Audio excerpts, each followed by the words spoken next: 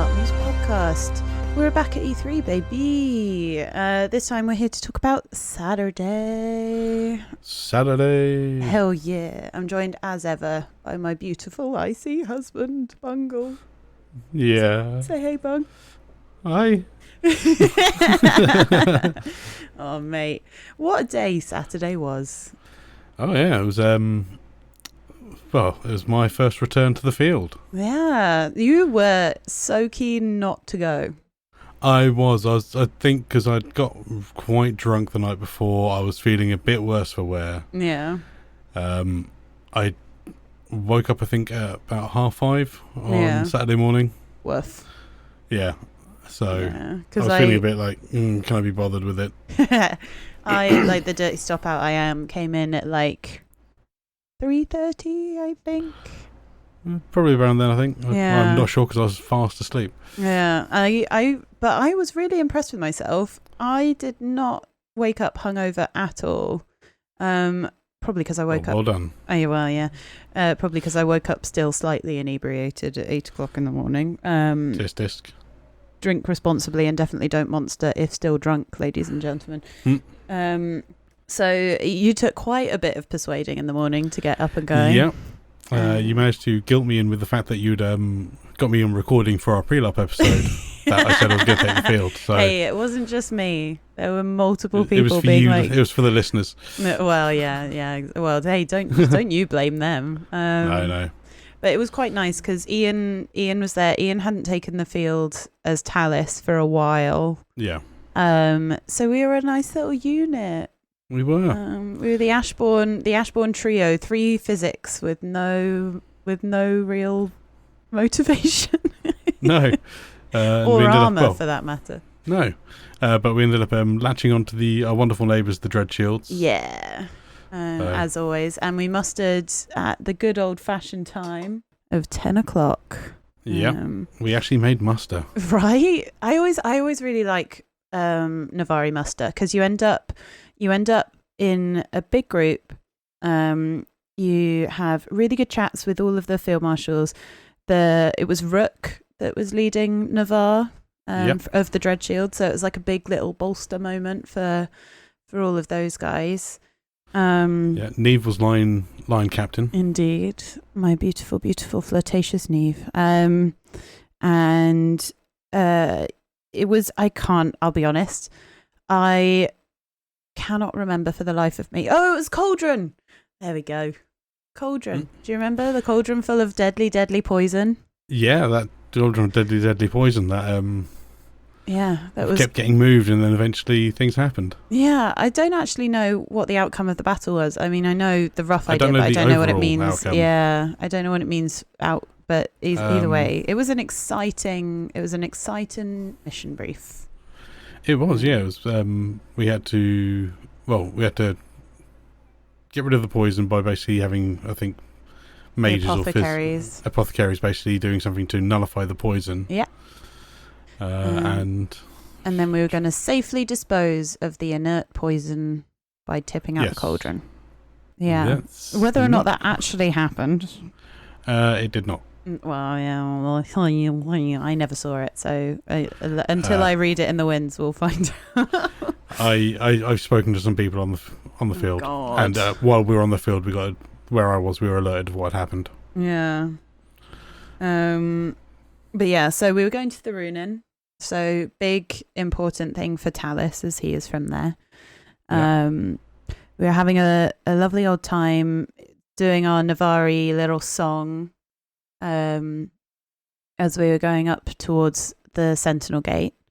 I had not got my weapons checked, which was not very brave or smart or clever of me. Yeah. So I ducked into weapons check very quickly, got my stuff checked. It was all fine. Like, I'd bought them from Merchant Alley the day before, but I just hadn't had time to do it. And then you realise as you're walking up to the Sentinel Gate, you're like, shit. Quickly did that. Got me little elastic bands.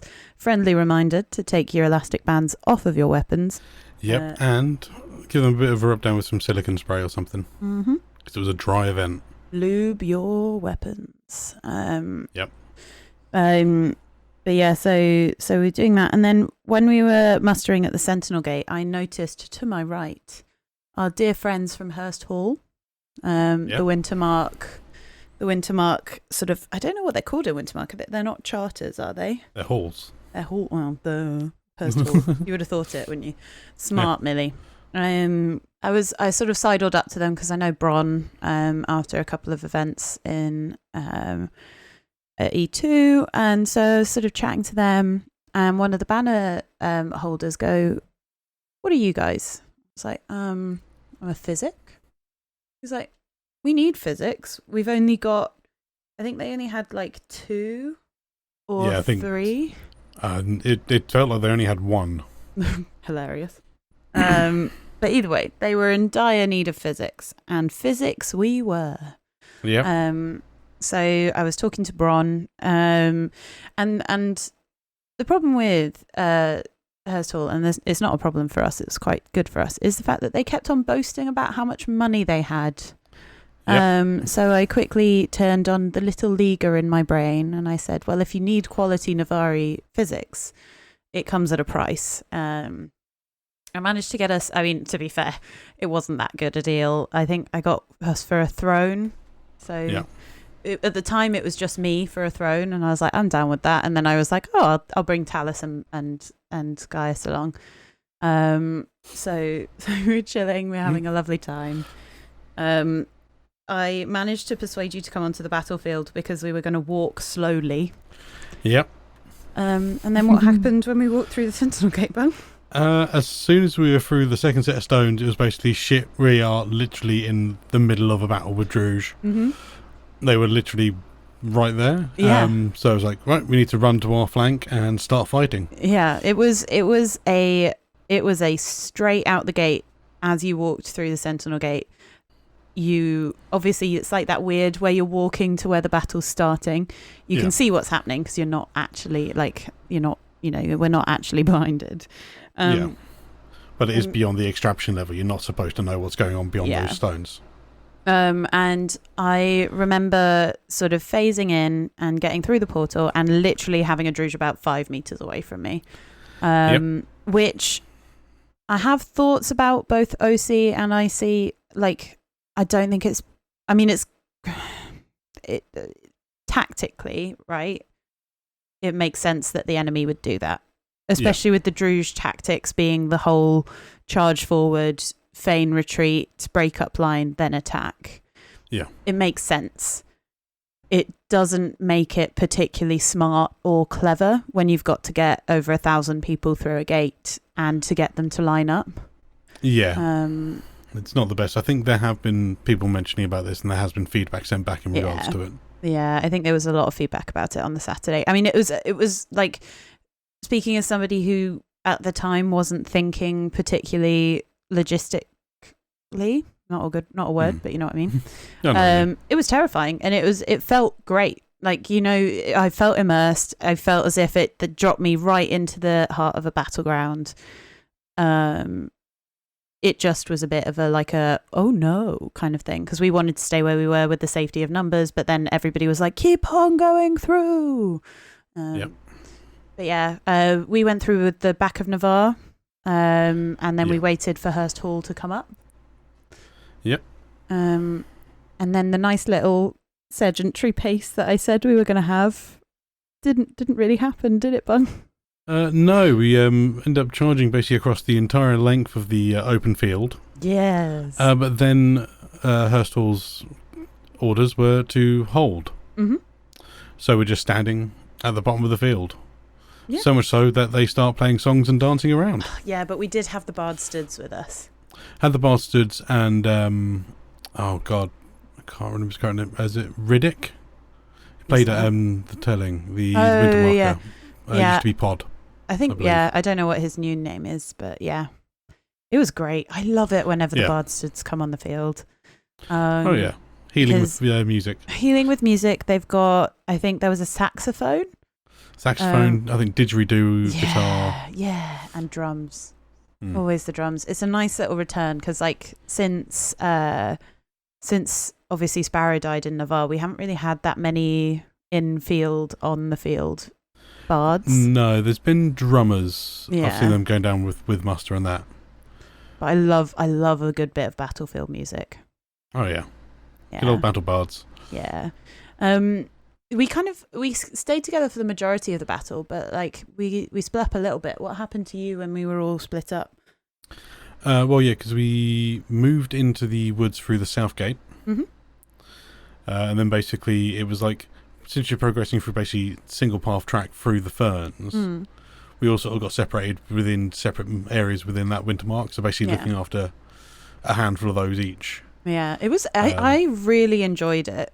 Yeah, it was like a Vietnam War film as well. It was like literally Grendel would suddenly appear anywhere. Yeah.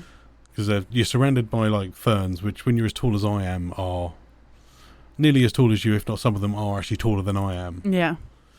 I loved it. Oh yeah, it's absolutely amazing. Again, so sort of like that terror where you're just constantly watching around what's going on. Yeah. I remember there's one moment I think we were all together again. We came around a corner. Yeah. And just as we came around the corner, I got an arrow to the leg. I think you took an arrow to the leg. I took it to the chest. That's when you took it to the chest. Yeah, so you took the arrow to the chest. I took an arrow to the leg. It was so funny because all I heard was, "Hey, Millie!" And I turn over, and it's so difficult to identify your friends when they're dressed as orcs, but you always know a crossbow belongs to belongs to one of, I'd say, about 2 or 3 people.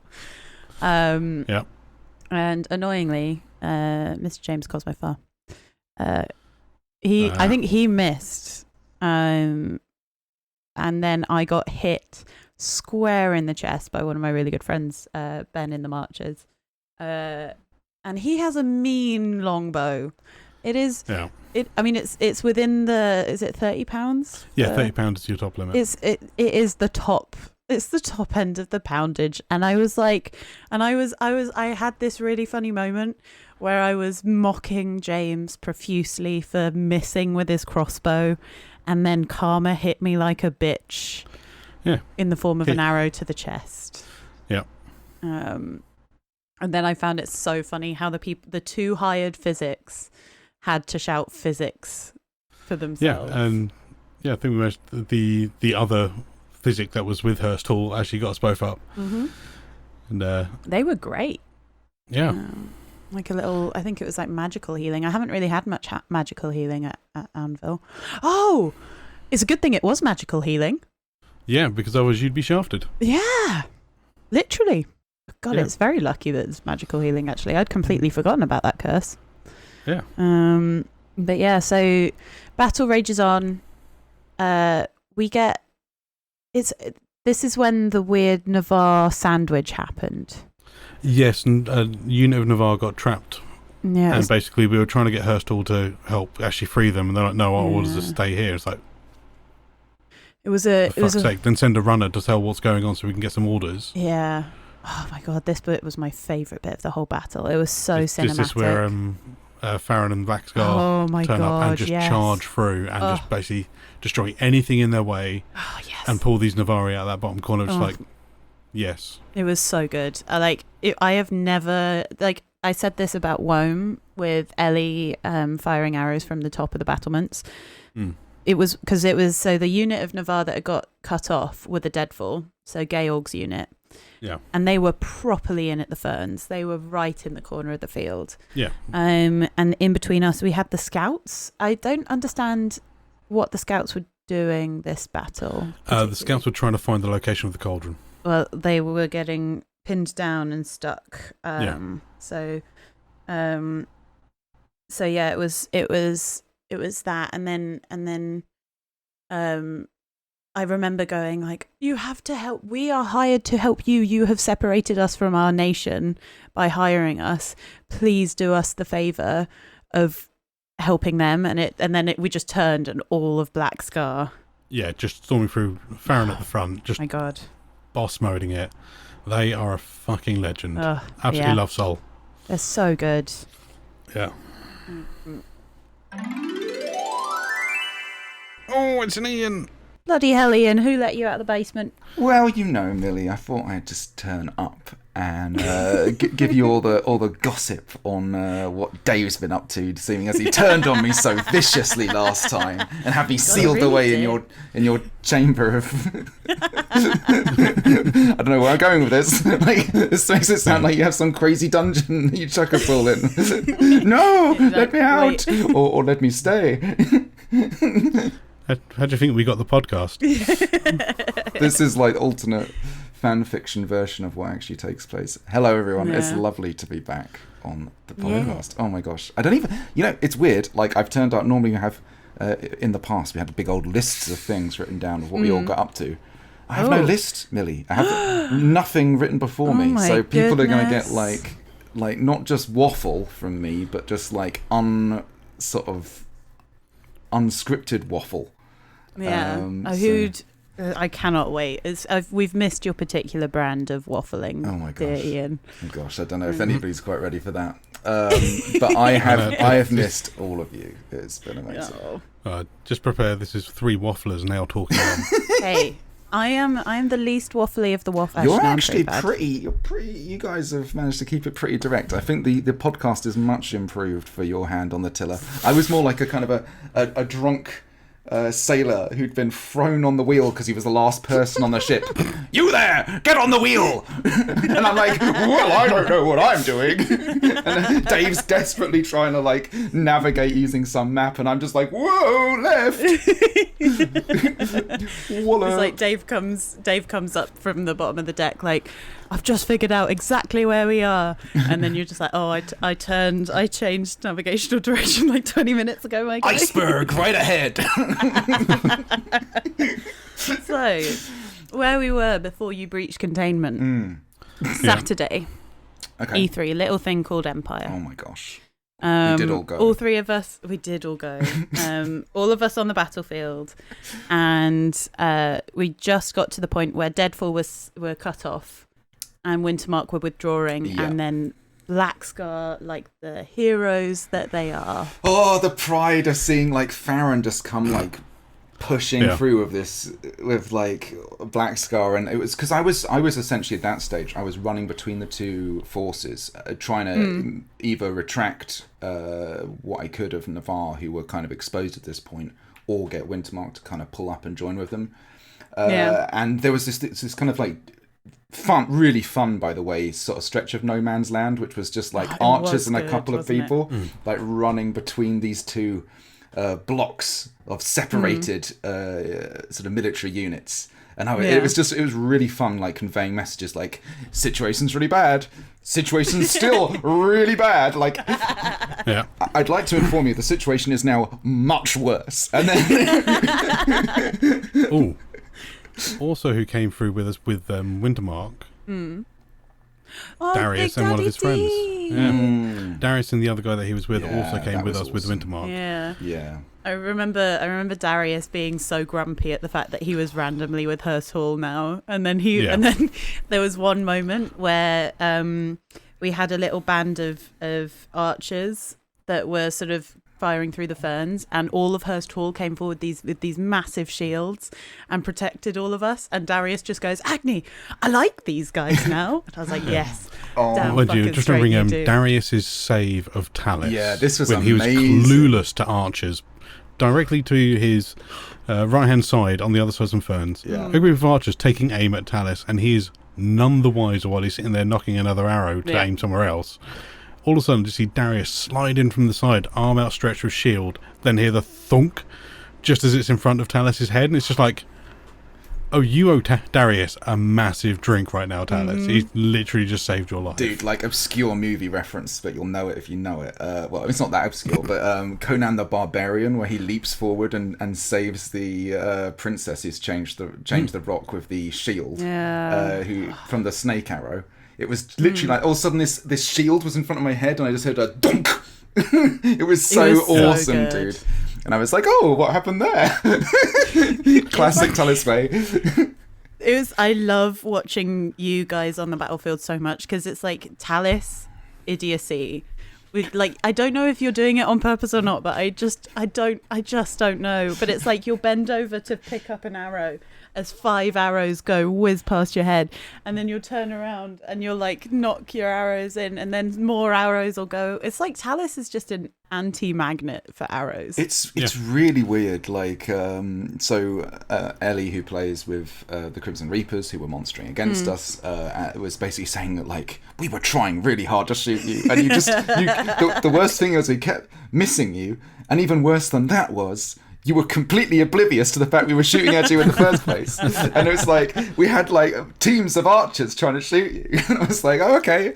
I will look. So good. But it's great fun. I mean, I actually managed to pull off quite a few nice shots as well. I got quite a nice few compliments, which was nice. I've not taken the field for a little while now.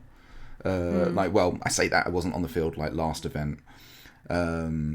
I kind of taken more of a backseat role sort of in the military game. So it was nice to kind of ease myself back in this time and just find, like, it was one of those things, you know, you kind of say to yourself, like, oh, I'm just going to stay back and I'm going to do some healing and stuff. And then as soon as it starts, it's like, I'm running around shooting arrows, like leaping into bushes. I'll save you. Pew, pew, pew. It was great fun. So good.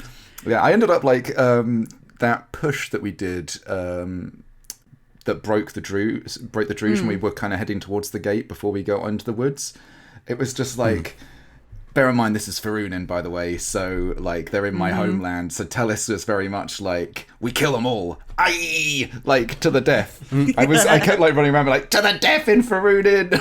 And it was so good. But like I was like just running after them, just like no bow, just like my little shitty sword, just like just cutting Druge down like, aye. It was so much fun.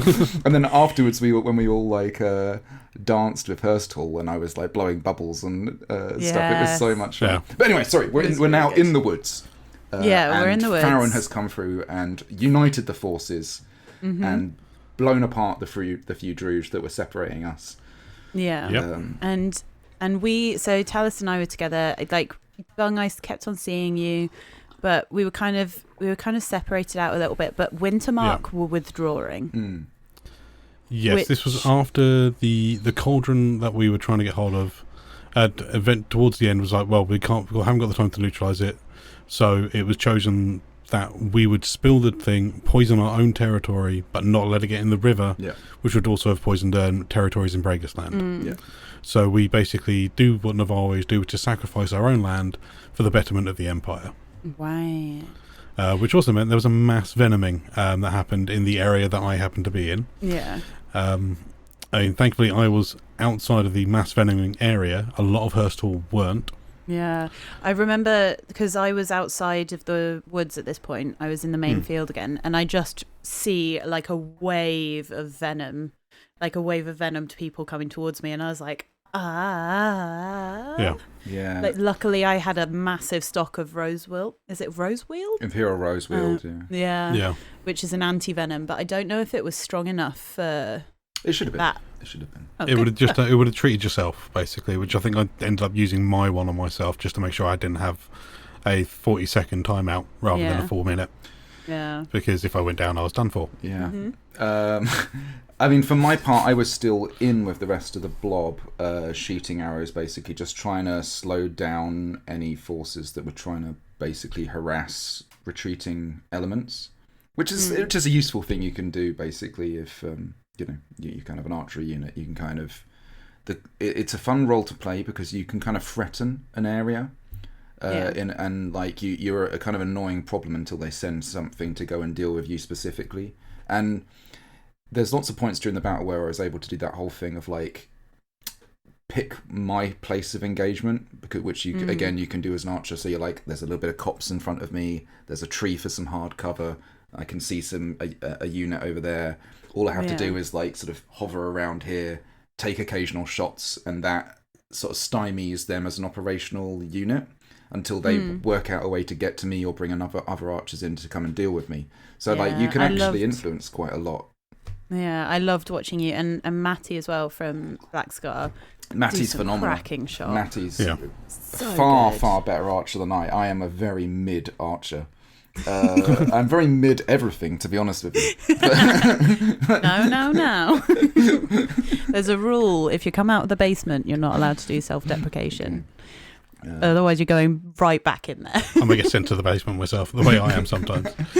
But no, Oh, there was this cool bit where I got shot in the hand as well. That was really awesome. And I was holding the arrow between my fingers, and it was so fun. I can't remember who the physic was who helped heal it. It was so much fun.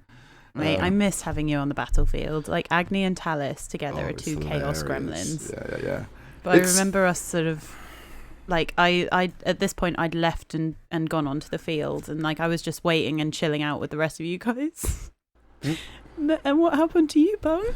Well, during this wonderful retreat, Keys being the person he is, rather than retreating and leaving someone else who's also downed, he would have got that person up to try and get them to safety. Unfortunately, just as I've got this guy up and we're starting to move, Drew's archers appear, where I take one arrow to the thigh, where I am not wearing any armour, and as I'm going down from the impale, I have a second arrow hit my chest. I'm only wearing a single leather chest piece, which does not give me any additional any additional hit points. I am at 2 HP. So that is my 2 hits.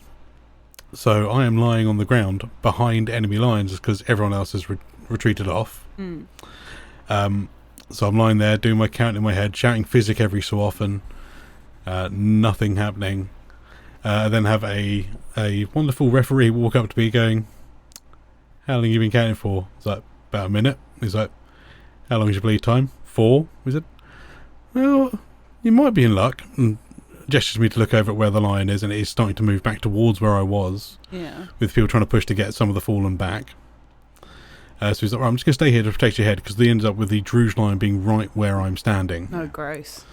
So literally I'm standing there laying next to this fern's, ref basically standing over me to stop me from being trodden on. But then unfortunately the Imperial lines get pushed back once again.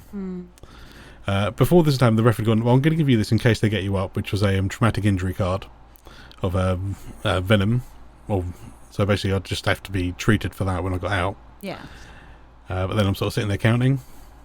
Knowing about then a squad of Druge come out. I'm like, okay, so I'm going to get executed. That's what's going to happen. Like, how long you got left?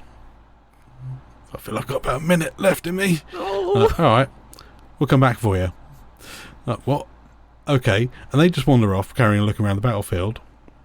They're going to come back up, and I've got about 10 seconds left. And it's like, "How long have you got left, do you think?" It's like, "I think about 10 seconds."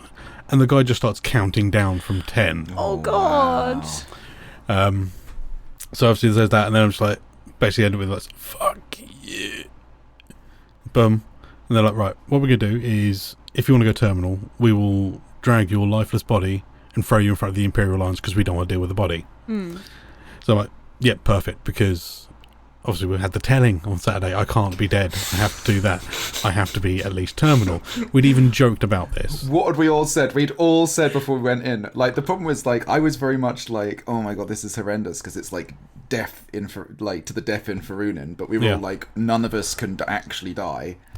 So yeah, I get picked up and dragged through the thing. The Druge guys go, "Out of the way, we've got Imperial corpses here," and they let us through. And who do I get chucked down in front of other than the Skynes of Ravenshull?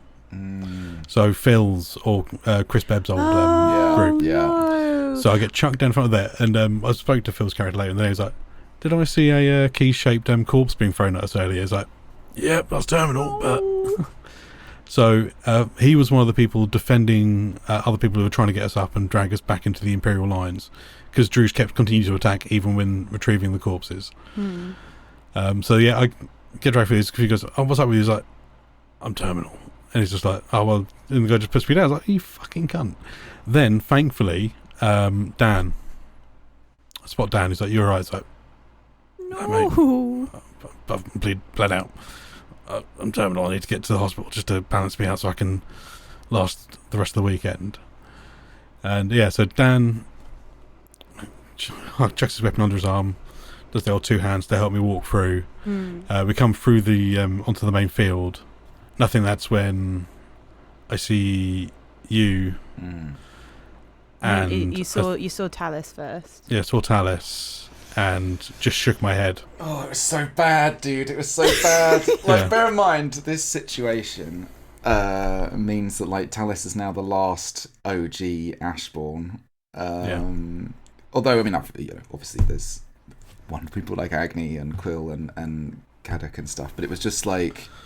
just seeing, like, and like, you've been such an emotional rock for Talis. Like, it was really hard. I literally had to sort of, like, I kind of nodded at you, had to just, like, turn away just for a second, just to kind of collect myself, because it's like the space that I've kind of been in is like Talis is actually fairly pragmatic, and when it comes to death, but like Ian is like, oh shit. So I'm trying. I just needed like a good like a proper like minute just to kind of properly collect myself, because I kind of got this kind of numbness. You know, isn't it weird when there's like death in LARP, and it's like you have to think about. You know, you're trying to role play, but then also you're processing all of the emotions. You know, like bear in mind, you're also kind of, you have all those things where it's like, I'm worried for you as Bungle. Like, what are your emotions like? Like, because you know these things are quite difficult, right? Because how long had you been Keys for? Keys is my original character from E1 2018. Gross. Yeah. So 6.5 years. Yep, 6.5 years I've been playing Keys. Wow. Ouch. So yeah, it was quite emotional, because I think obviously saw you first, then it was you and Dan carrying me out. Then we came across Agni. It was such a heartbreaking moment, because I saw you getting carried, and I was like, oh, he just needs physicking. He's probably just venomed. And Talis actually held me back, and was like, he put his hand on my shoulder and was like, "There's nothing that can be done," and the tears just came down, and I was like, like OC, I felt really guilty because I'd kicked you out of bed. I'd kicked you out of the camp, and I was like, no, you're taking this fucking battlefield. No, you did. You OC checked him and was like, are you okay? Because I feel bad, because I felt like I thought, no. If I didn't want to go, I wouldn't have gone on the battlefield. I needed that little nudge to help me get out there and go do it. And I honestly, I genuinely had a great time. I think dying was a bit shit, but but also it's like a good death though, isn't it? Yeah, it was a great death. Then I think after seeing you, then Darius came over and was like, where the fuck have you been? And it's like bleeding out behind enemy lines. Like, and he was just like, no. So I think I unfortunately get a chance to OC check in with Darius afterwards. So I just wanted to give the guy a massive hug, because he is such an awesome guy, and that's like one of the main things I'm really not looking forward to rolling with this new character is all the connections that I had as Keys are now gone. Yeah. I mean, Darius, throughout the entire time I'm going to Anvil, has been like a stable thing that I've known will always be there for me to, if I need to talk to someone, I know I could always just go to Darius's camp and chat with him. Yeah. So that sort of thing's now gone. I mean, I've got obviously things within the Ashbourne and stuff like that, but I don't have the deeper links I used to have. Yeah. So it's going to have to start all these relationships back up again. And I mean, like I said, it's never going to be the exact same relationship I had with Darius, because Darius remembers me from being, well, my new character, obviously he's new to Anvil as well. But when I was a proper newbie, like, had no idea what the fuck I was doing. Yeah. It was like having an older brother to look after you, and it's like no one wants to be that older brother who's saying goodbye to the little brother in these sort of cases. Wow. And so that was probably that's one of the things I found the worst hitting, is not the loss of the character who I mourned for my character, but it's more mourning for the relationships that character had. I think that, I mean, like, obviously my marriage to Agni, stuff like that, made some great role play just for some absolute ridiculousness. So that's completely gone. Like the connections I had with Darius and other players, it's no longer there. Like Farron, Keys and Talis were incredibly close, just purely because we first came to Anvil at the same time. And that's when we all met. Yeah, but I think it's. I was thinking about this the other day, because obviously, like with Dave dying last summit and you then going terminal on the battlefield, it is that weird one where you're kind of like, oh god, I've got to start all of these relationships all over again, like you said. But it's also kind of exciting, because the person like OC, the person, like the bungle that came to your first ever empire is so different from the bungle that is at this empire, right? Yeah, probably about 6 years different. But. Yeah, but so like you evolve and you change as a person alongside with your character, right? It's also your understanding of what it is to role play, your understanding of what it is to play within the game, your understanding of to move and operate within what it is to be an empire, for example. So then I personally would find that really exciting, how you could go to people who you know out of the field, like outside of the field, and be like, hi, I'm this new person, I'm like blah blah blah, let's see how we're going to be friends now. And it's like I'm kind of like, I think it's quite cool. I mean I've rolled on my new character and everything like that, but we'll go into that later on. But it's unexpected death is horrible. It's unexpected death. You guys end up carrying me out of the thing. We go to the hospital and they're like, well, since he's terminal, he's going to have to sit in triage. We have to treat the people who we can actually do something for. Yeah. So we end up, both you and Oily physics. I think Oily was there at this time, or was it just you? No, so it was me and you, Talis. Oh yeah. So we decided, well, fuck it, we'll just go back to my camp. We'll do it in the Ashbourne way, We'll do it in the Ashbourne camp and sort me there. It was horrible walking back to camp though, because like we ran into Owen, Ed, who was like, "Are you guys okay?" And we just all shook our heads, and it's like, everybody in Anvil knows what somebody being carried with the arms over the shoulders means, and it's watching. And did you have your eyes open? Were you still looking around? Yeah, because it's not safe not to. Well, it wasn't safe to die. And I mean, I was sort of a bled out, need to be made terminal state, but so just sort of head was hung down low, as if, and sort of walking with my legs backwards a bit, so not putting the weight on you guys, but making it look like I'm being dragged to an extent. Yeah. But it was really heartbreaking seeing people who you'd be happy to see, and then like seeing them being like, "Oh my god, it's my friend." Oh no. Yeah. That's horrible. And then me screaming down the Navarre camp while you're rooting around inside my chest. Oh, that was great. God. Taking you back to the camp and then deciding we were going to do... So we decided we'd do like a proper medical procedure at the Ashbourne camp, which you led, Millie, which was to basically heal you up. The RP that you guys did was so touching. It was horrible. Like, it was almost... I've refreshed all of my medic kit for E3 for no reason. I was just like, finally, I'm going to get it all in order. I'm going to have a little box. The box is going to stay at camp if I have any emergencies. And it was like... I mean, I don't know. As from my perspective, I was like... What I was doing as Agni was I was protecting Keys and Gaius, and I was telling him that he was going to be okay, even though I knew that it was not. Like, I was like, I'm going to have to protect him. I'm going to have to tell him that he's going to live. Oh God, the stew. No. Yeah. Whereas in Keys' mind, he knew he was going to die, but he was trying to protect Agni by saying everything was going to be fine. Hence the reason going on about making you a stew with them stodgy dumplings when we got home. And Darius had to tell us to stop with that because it was going to break him too. It was horrible. It was like the whole It was like, think of the wabbits, George. You're just like, God. No. Again, like Talis is quite pragmatic in a sense when it comes to death. Like he really does, like, the whole like from ashes we rise, from sorrows we grow thing, and like burn bright is like, I mean, though in the canon, like those are his words. He's the person who kind of like put together like those things at the beginning of the Ashbourne kind of thing, and it's like that's kind of very much what it actually is, a projection of his ability to deal with grief because he's been through so much. So this whole thing of like the pretense around not dying was actually one of the most difficult things to deal with for him, because for him he is going to die, and so I that was like super emotional because it's like the idea of like it was cool to inhabit that moment though, right? Because we were all RPing our asses off as well, like you guys. That it was like it really felt like a movie moment where I'd stumbled in on a couple having their last sort of moments together, like lying to each other that they're going to be okay, it's all going to work out, and I'm present in that moment. And it was a real privilege to be part of. Yeah, I remember like Ed Owen, who was sat just watching us. He did a little we did a little OC check in because like we've said it before. I do death very well, and like blowing my trumpet by all means.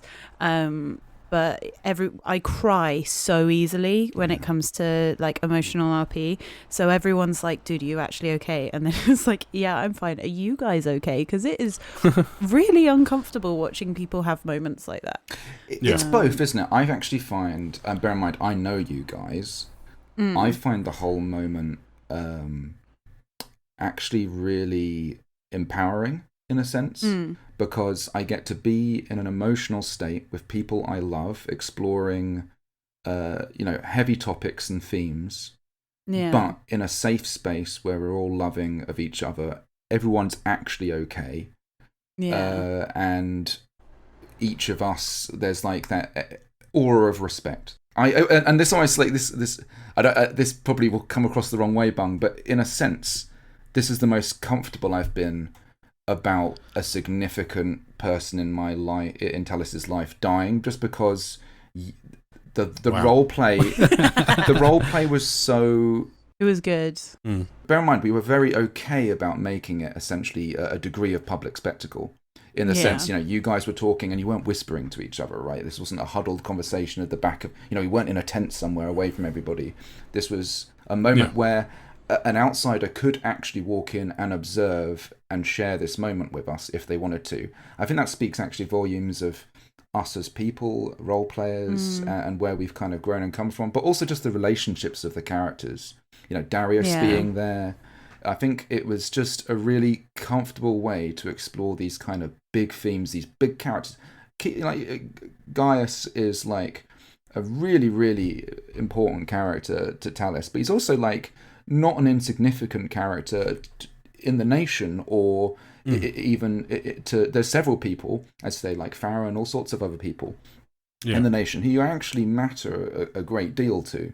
So it's like there's a degree of like almost wanting to have like the character demands a certain level of respect. You know what I mean? Like the process of what it is. You've put a lot into him, right? Like, and you've.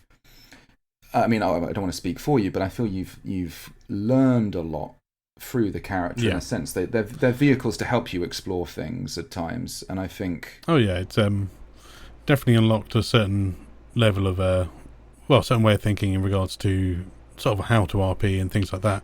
Because when we first came to Anvil, we were very much tourists. Oh yeah. Whereas it's now feeling more like the tour guide than the tourist. Well, this is also like in terms of like the character. I mean, Gaius has some like rougher edges, but he also has a great deal of very like noble qualities, which are. It's not as a generic edgy thorn. Yeah, in a sense, but you're actually, you're a very, you're a person that people go to for counsel, and you provide honest and sage counsel. And comfort, most importantly, and I think we all do this fairly well. This is again, sounds like blowing our own trumpet, but I think like the idea of having vulnerability, but not making that a weak thing, like showing the strength of vulnerability. I mean, I think is actually a really nice quality that I think, especially in that moment, we're all able to share it, right? We're all able to share this idea. I'm aware I'm doing an Eon waffle, by the way. But we're all able to share. It's good to have the waffles back. Yeah. I felt it was like, as I say, as awful as it was, in the best possible way, Bung. This is the most comfortable I've ever felt about that kind of situation happening, and I think that's purely down to you as role players, you as people, and the strength of the characters. Losing Ifan was very hard, if you remember when that happened, and I think just we were so unprepared for it. Like all of a sudden there was this person that we could come with. That was like E4 2018, wasn't it? Or was that 2019? Ifan. I think something like that. But it was just at that stage where we'd all started to find our characters properly, and all of a sudden this character was taken away from us. Right, this person that was like very, and Ifan was a very strong driver of momentum at that time, and then he went, and I think that was a very hard thing to deal with. and then losing obviously Gellert was like such a huge event in turn. But I don't know about you, it felt like it was big because the character was so big, right? That what it was to be Gellert for us. Bear in mind, we're a very small striding in reality. But you know, Gellert was an ambassador. He was like, you guys were like his proxies and his scribe. I was some fancy man on the outside. But like, you know what I mean? Like, he really threw a lot into the game, and you guys were heavily involved in the game with him as well, right? And it's like he actually had sort of matter in a way that like I don't have it, right? Hey, but, now. You know what I mean? But like, get back in the fucking basement, Ian. But you know what I mean? Like something that it is to be a senator and do the things that Dave's done. I think the way the access points to the game, kind of almost made Gellert's death was different to Ifan's death, is what I'm really trying to say. Gellert's death was like, this is a big deal, right? This is a big deal beyond it being a big deal to us. This is a big deal. Like the fact we were going to have essentially like a national funeral that people were invited to is like, which we'll get to in a bit, which now we're going to have to do with the Master of Ceremonies dying. Oh my god, it was so horrible. It was like, because obviously we got back from the battlefield about 2 o'clock, so we still had like 3 or 4 hours of like of people, and something that I found really touching was just how many people had heard that you'd gone down in the battle, and they'd come to pay their respects to Gaius because they thought that you were already dead, and then like looking at this like wave of relief when they're like, oh my god, he's still alive, and then again the sadness of, oh no, he's terminal, which I found pretty cool. You got this stick out of your equipment from somewhere as well that you yes, it's a cane that's been in the back of my car since I've been going to Empire. It's mainly there because I got problems with my knees, so every so often I don't necessarily need the cane to walk, but it helps if my knees give me problems. I can't properly bend it, so it takes some of the weight. It was good, like physical RP. Yeah, it was really good. This event was the first time that has been out of my car and put with my kit inside the tent. Yeah. How weird is so that? I jinxed myself. You played yourself. But I think it was everyone kind of knew that something, like subconsciously people knew that something was going to happen. Like I refreshed my medic kit. It was a weird one. Like heading out, as I say, we'd all kind of joked about it on the battlefield, but I don't, like before we went through, you know, like let's not actually die, but like I kind of got a vibe that something was going to go, like I didn't necessarily even think it was going to be one of us, but something was going to happen. Right? Yeah. I mean, I think I've had thoughts about it. So I think if we'll chat about it afterwards, because I think we're at this really weird time in the LARP calendar. Like, obviously we're towards the end of the year for some people, and this isn't talking about it later, but we've got a lot of new stuff coming in next year, right? So everybody's on that weird precipice of not knowing what they're going to do and stuff. But we'll talk about that later, because the next thing that I think happened was the fashion show. It was the fashion show. Didn't you get to the Reapers first? Oh, yeah, but I mean, I did this at the same time that thing. So come on, Ian, brighten up the mood. Okay, well, actually, the first thing to say about that was like it was like the emotional shift. Actually, again, it was a really interesting sort of point for the character to be like have a moment of emotion, and then like he kind of girds himself and is actually quite stoic, right? It was fun to do that, right? Like as I was walking around getting things set up, I was talking to people about it, just even putting the benches out and getting the food all ready. Like people were coming up to me and talking to me about it, and I'd sort of pull them aside and have sort of quiet conversations, and then straight back into giving out bubbles and things to people in preparation for it, getting like drinks and stuff all ready. God, that must have been so headfucky. It kind of isn't. Playing Talis is a hoot. I get to have an awesome time. All of this basically is because the people at Empire are phenomenal, by the way, and will give you permission to play this character. Because Talis only really works if people buy into Talis, right? Which people do, and they're very respectful, and I can't thank them enough. Anyway, for the fashion show, it was great to set everything up. Demelza had done an amazing job. Hazel is just incredible. So fortunate to get the opportunity to work with her again. This was the 2-year anniversary of the fashion show, which was lovely to do. I broke out like a piece of kit that I don't normally wear, which was extremely hot to wear because it's like a double layered wool cloak essentially, which is like easiest way to explain to people. That kind of cloak that Arya Stark wears at the end of Game of Thrones, which is kind of split down one side. Gorgeous item made for me by Andy, is just so good. Is that the one with the constellations on the inside? Yeah, it's got these kind of, which you can't actually see. They're purely there for me. But it's basically like all of these kind of bead embroidered constellations on the inside. Wow. It's gorgeous piece. This kind of the burning tree of the Ashbourne on the back. I love it. I love it. I don't wear it enough. But it's one of my favourite bits of Talis kit. It's beautiful. It's so well made. But yes, extremely hot because it's essentially double layered wool with lots of stuff all over it. But what the things you do for fashion. So we have like Hazel has managed to get together, and Hazel does all of the work, by the way. So anytime anybody praises the fashion show, throw all your love to Hazel. Demelza is incredible. She literally does all of the getting people together for it. I don't do any of that pretty much. Occasionally I'll get somebody in to do it. I mean, she does all of the organisation, basically. I basically just make the poster and dance about a bit at the beginning and hand food out. That's basically what I do. She's amazing. So she had managed to get 56 people from across all the different nations. I think the only nation we didn't have this time was Imperial Orcs. Imperial Orcs, please come next time. It'd be great to have you along. You've come before. And everybody has an awesome time. It was amazing. But just having this... the other great thing is the way that the Nurmarket, which is a wonderful space, by the way. I don't know if you've previously spoken about this, but I think the Nurmarket looked at its best it's ever looked, this event. Yeah. People have really gone to a lot of effort to make it look beautiful.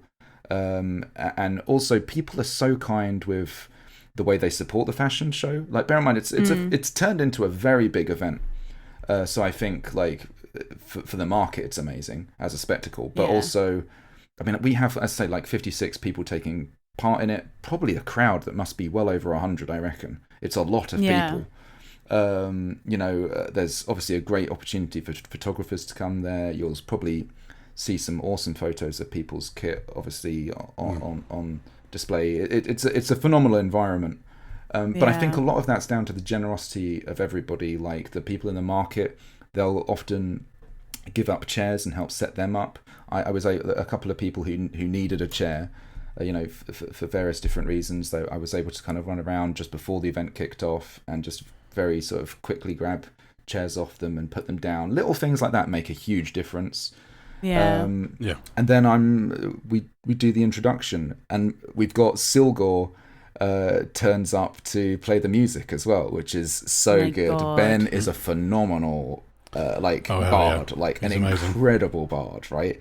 Yeah. So I don't know if he's done a music video recently. If you look him up, it's just incredible. But so he was coming along and he'd done it on a previous occasion. He was just essentially just like jamming. Just doing like this kind of instrumental music, working out rhythms along the way. It was so good. I did like an introduction to the whole thing, introduced Demelza, who is really the host. I am very much the co-host.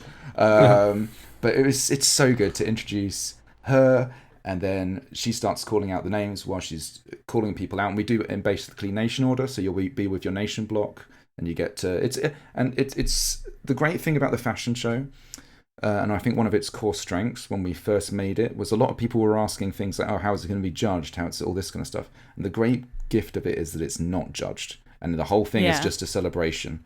So all you have to do is you're called out, and you just walk up and down this literally like a catwalk walk around these two braziers essentially.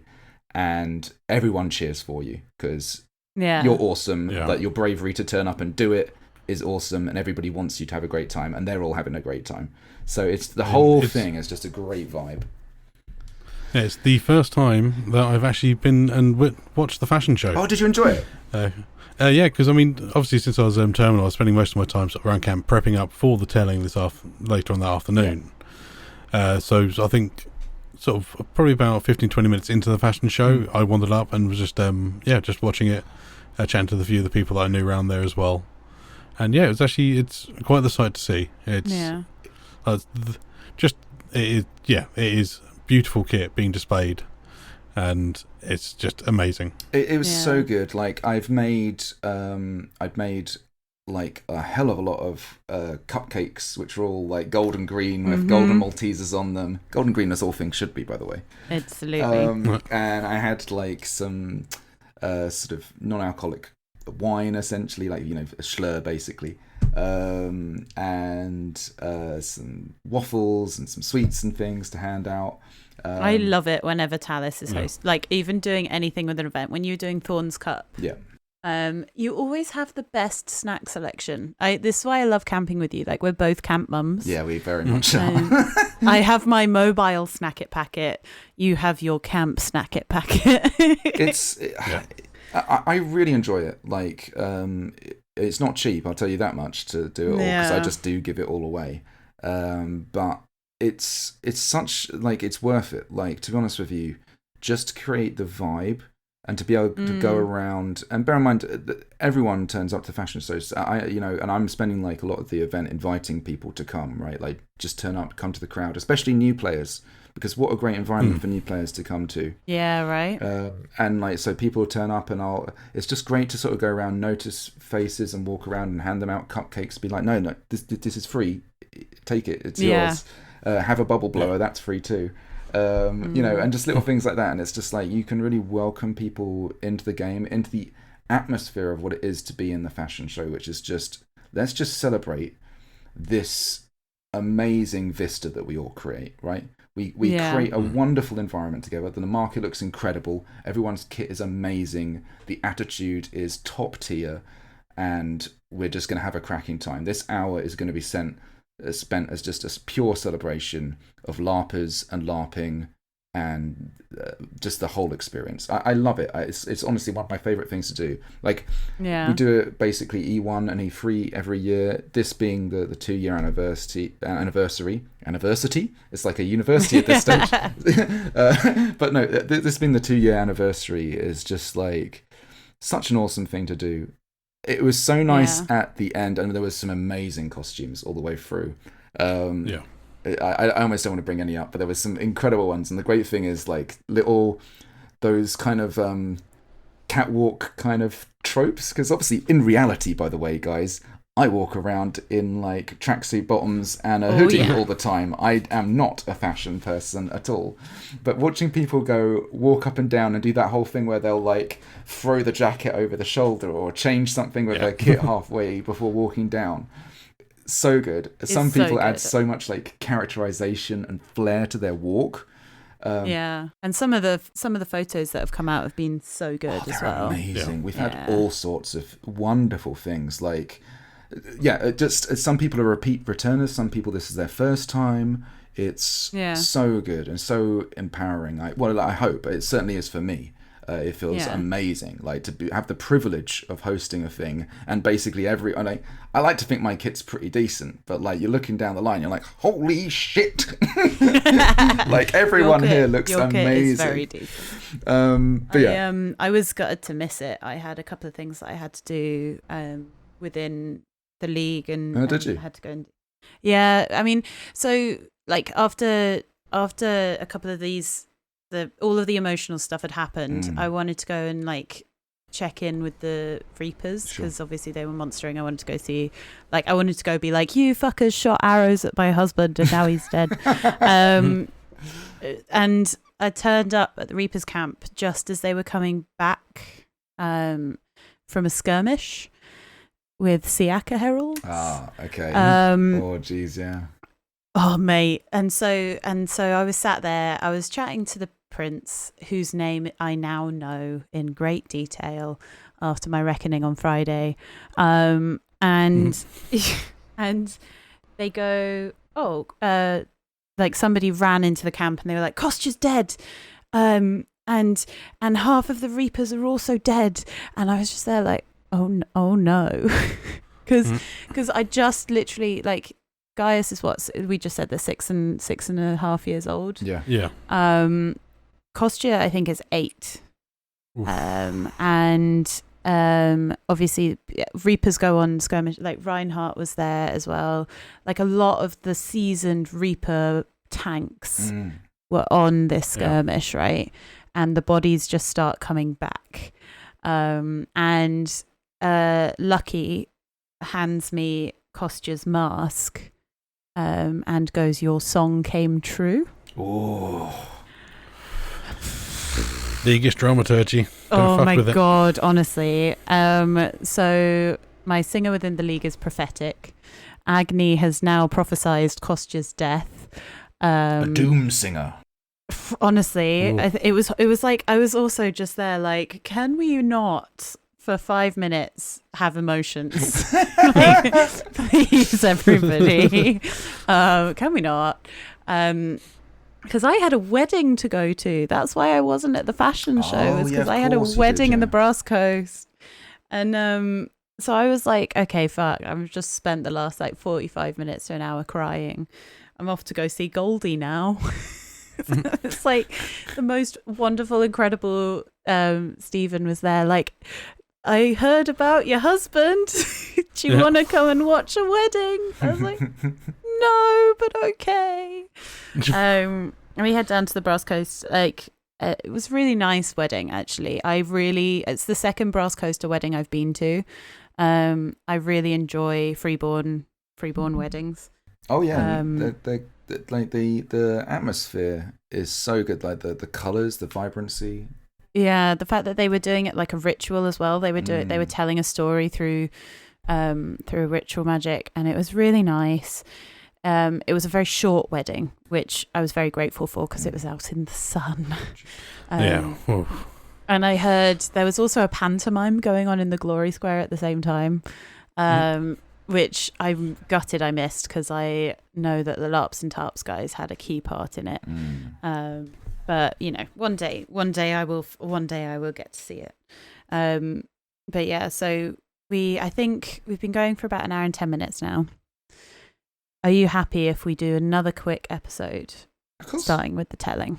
Because I feel like this is going to be a long episode. One thing I suppose to round out before to get into the telling was that just to say at the very end of the fashion show, the Demelza walks up and basically does like her catwalk, which is always a sort of a thing that we do, and then everybody sort of called out for me to do it. It was like so nice to like, because I'd never actually done it before.